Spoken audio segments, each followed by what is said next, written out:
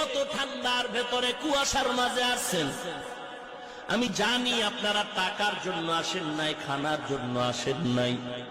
কেউ নিজের পকেটের টাকা ব্যয় করে আসছেন, কেউ গাড়ি ভাড়া করে আসছেন। আমার মা বোনেরাও আসছেন আমার চেহারা দেখার জন্য না। আল্লাহ আমাকে সম্মান দিয়েছেন, আল্লাহর কসম কোরআন শরীফ সামনে। আপনাদেরকে দেওয়ার মতো আমার ইলম নাই, কোনো আমলও নাই।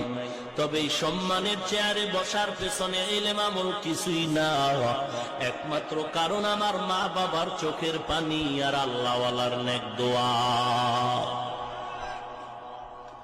ও সন্তানের মা বাবা,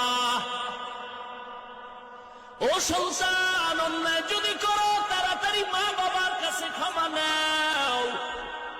আল্লাহর নবী কথাটা বলা মাত্র এক সাহাবী দাঁড়ায় বলেন, ও পয়গম্বর, আমার মাও নাই বাবাও নাই, অন্যায় তো করেছি, কিভাবে ক্ষমা চাই?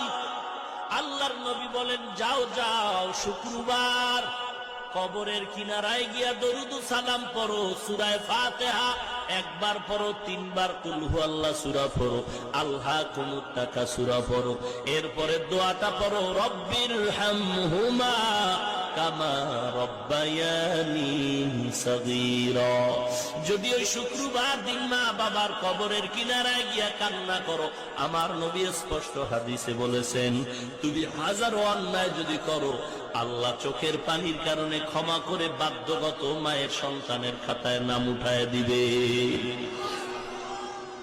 কি দুঃখ, কি দুঃখ গো! আজ এই বাংলা